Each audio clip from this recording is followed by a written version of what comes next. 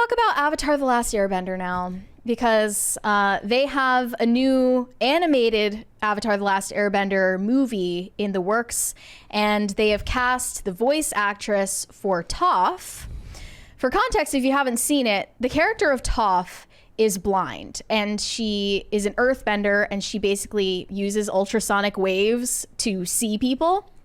But they decided that because representation matters so much, they needed to cast not only a blind voice actress, but she also has to be Asian because Toph's character is Asian. Her name is Deanna Kwan, and she is legally blind, known for her roles including Kimmy from Rugrats and Trixie Tang. So she's a well-known voice actress. Yeah, she's not like a nobody. I get it. That doesn't bother me as much. If she's actually got a resume, yes, that's fine. You know what they say when you lose one of your senses, like your other senses become heightened? So I think that's only Daredevil that says that. Maybe she's just got like such control over her voice acting, you know, because she's blind. So it's actually a good thing. Yeah, sure is right. That's actually a really good thing. Look, you just got to think outside the box. I'm not saying that she shouldn't have gotten the job. Really, like, obviously she is well known, but why is it necessary to cast a blind voice actor for a blind character? Because they want they want other blind people to be able to see themselves in her. They want to feel seen. That's not even the problem, though. The problem's not even casting her. The problem is this PR tour of bragging about it. I think that's the bigger issue. Yep. Is look at us. Look how sensitive we are. I say that all the time. Like they've been doing this, and so I went and saw the Ministry of Ungentlemanly Warfare over the weekend because I was not going to see Civil War because I don't care about Civil War. And in the movie, there's a character named Heron who's the movie is based on like a very real special forces mission from the SAS called Operation Postmark back during World War II. And there's like a character named Heron in there, and then there's a whole other bunch of characters that were very clearly added in there that were not real to what actually happened, because what actually happened, it was 1945 or whatever when this happened, and or whatever year it happened, and they added a bunch of diversity. And I pointed out, I said, look, back in the day, they would have done this in movies all the time. And they would have never had a problem with it because they would have gotten a well-known actor. And the guy who they got in this movie, who I don't remember his name offhand, he's fantastic. But then they continued to add more and more characters, which is the part that's like speaks to divert. Like you just knew that this was a studio note, that they're like checking boxes. Yeah, we need to have this much of this, otherwise you're not going to get the funding to get this movie made. I feel like it's But back in the day, you just wouldn't have read, because of the internet. You wouldn't have the lack of internet. You wouldn't have had the 10,000 articles with people patting themselves on the back saying we did this in this movie. Plus, you get a good actor, and you don't have to worry as much that people are going to have a problem. It's like if you're a purchaser at a grocery store and you're like, damn, we ordered way too much pasta. We gotta make sure make sure we get some chicken in here. You know, it's like they're checking the boxes and they're making it like a science when it's just like get the best man for the job. I'm worried about is they're going to ruin Toph's character because she's known for having like a good sense of humor, and they made plenty of jokes related to her blindness in the show. Right. But you're not allowed to make jokes that even mention disability or race or anything anymore. I'm gonna hope that she's got a good sense of humor about it. And honestly, Trixie Tang, wasn't she like a more jovial character in Fairly Odd Parents? I mean, yeah, it was a funnier show, I guess, but like it's gonna be the writer. It's gonna be on the writers. It's not gonna be on her. They already like presented an aged up version of Toph in Legend of Korra, where she just didn't have a sense of humor anymore. So they already kind of ruined the character. And I don't know, like, I'm not saying this is a wrong way to hire someone, but some people do think it's creepy and not necessary. In the show Covert Affairs, the character of Augie makes jokes about himself being blind all the time.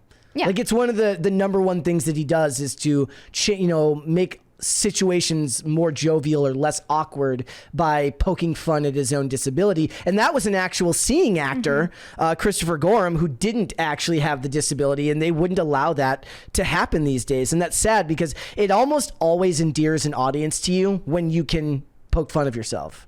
Why are they doing this movie again? Didn't the show they have a whole like slate of content for the next decade related to Avatar: The Last Airbender? Like they're really milking it for all it's worth and more. And I don't have high hopes. So is this supposed to like pick up after the last season of the original Avatar: The Last Airbender? I don't even know what their timeline is anymore, actually. Like, because obviously Legend of Korra was quite a while after the first show. But yeah, they're doing live action. Everything has to have a live action adaptation. Everything needs a spin-off. Everything needs a sequel. Like, I did see like an unofficial timeline set up where they have like 10 different movies planned already, even though they didn't even know whether the Netflix show was going to do well. Projects flopped after Korra. The Netflix show was terrible. It was terrible. Which one? Oh, well, they had a movie first. The M. Night Shyamalan movie, everyone hated that. But the live action Netflix show, I mean, I didn't watch the whole thing, I'll be honest, but it was just not good enough to continue, and I didn't even see people talking about it for like it wasn't a moment. It didn't have its moment for sure. I also saw some discourse about this after the initial announcement related to the voice actor for Apu being white. Mm-hmm. Someone said the people who whined about Apu should have been beaten with sticks for what they turned voice acting into. And someone replied, the people who whined about Apu were actual Indians who were bullied as children because of actual harmful stereotypes, and the only ones who did the unnecessary crying were F-ups like you who probably took part in said bullying. The only stereotype is that Apu was an extremely successful businessman and immigrant. And family man. He had 8 kids. It's literally a positive stereotype. But because he has an accent, it's offensive. Like, come on. But they did that to Family Guy too, but I think they took it upon themselves. But that's one of the problems, right? So the issue here is that a lot of people would be like, okay, it's fine as long as he has an Americanized voice, but that's completely disregarding what actually happens when you are when you're an off the boat immigrant who just got here. You're not going to sound American, and that is not a bad thing. You just took somebody who doesn't sound American and put them in the genre of comedy, which isn't a bad thing. But if you look at everything and if all you're looking for is something to be offended by, then you're going to find it. It makes no sense whatsoever. Yeah, someone pointed out it was one insecure guy. Most actual Indians didn't care. Even his parents, who were actual immigrants, didn't care and told him he had Apu hair. One whining idiot has ruined the voice acting industry. The only good thing that could come from it is if English dub actors were fired. And they showed that this guy made a documentary about how offended he was by the Apu character in The Simpsons. A documentary about going head to head with a stereotype called The Problem with Apu. The problem is if victimhood was a stock you could buy, it would be more valuable than Apple and Google and Tesla right now. That's the issue. People know they can cash in on being a victim right now, and we've gotten better in the last year or two, but it's still very much like a thing you can do to easily just put yourself on the radar, especially if you make waves enough. The same thing happened in 2020 when they recast Cleveland Brown. Mm-hmm. Yeah. Yep. I just think every character in The Simpsons or any other comedy cartoon is going to be a trope regardless. I mean, Homer is a trope of the bumbling idiot husband, right? Yes, but that's offensive.